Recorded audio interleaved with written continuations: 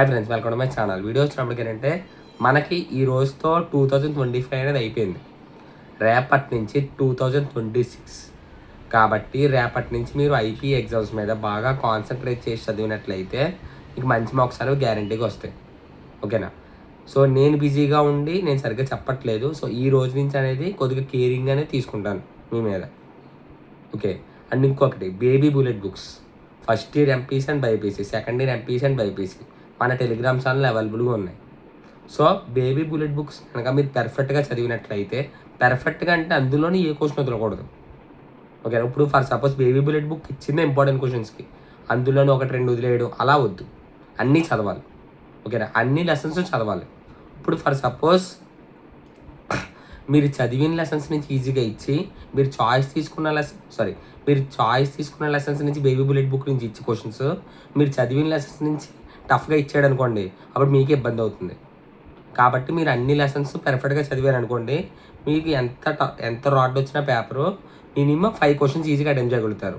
అక్కడ మనకి maths 2A పరంగా చూసుకున్నట్లయితే 4 మార్క్స్ పరంగా అటెంప్ట్ అయిన 5 క్వశ్చన్స్ అని ఉంటాయి.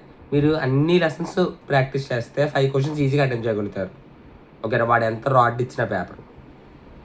కాబట్టి మీరు అన్ని లెసన్స్ చేయాలి. లేదు నేను చాయిస్ పరంగానే చేస్తాననుకుంటే మీరు కరెక్ట్గా అనేది అటెంప్ట్ చేయలేరు అన్నీ. ఓకేనా? అన్ని లెసన్స్ పెర్ఫెక్ట్గా ప్రాక్టీస్ చేయాలి. మ్యాథ్స్ 2A కావచ్చు, 2B కావచ్చు, ఫిజిక్స్ కావచ్చు, కెమిస్ట్రీ కావచ్చు, ఏ సబ్జెక్ట్ అయినా అంతే. ఓకేనా? బేబీ బుల్లెట్ బుక్ని మాత్రం వదలొద్దు. బేబీ బుల్లెట్ బుక్ ఓన్లీ పాస్కి అని చెప్తారు చాలామంది. సో పాస్ కూడా కాదు, అది పాస్కే, కానీ స్కోరింగ్కి ప్లస్ ఒక్కోసారి అవుట్ ఆఫ్ కూడా వచ్చేస్తాయి. స్కోరింగ్ అయితే పక్కా. ఒక్కోసారి మీ పేపర్ ఈజీగా ఇస్తే అవుట్ ఆఫ్ కూడా వచ్చేస్తాయి. ఓకేనా? సో అన్ని లెసన్స్ పెర్ఫెక్ట్గా చదవండి బేబీ బుల్లెట్ బుక్లో.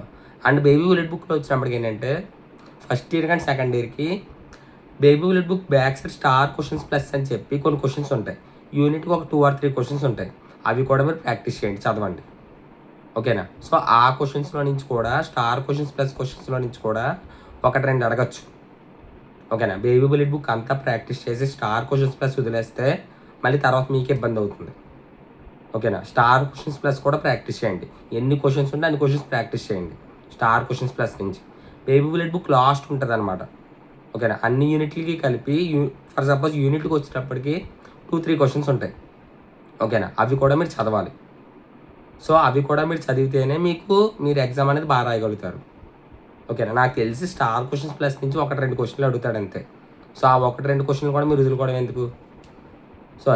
సో బాగా చదవండి. ఫస్ట్ ఇయర్ వాళ్ళకి ఏంటంటే పేపర్ అనేది టఫ్ అయితే రాదు, మళ్ళీ చెప్తున్నాను. ఓకేనా?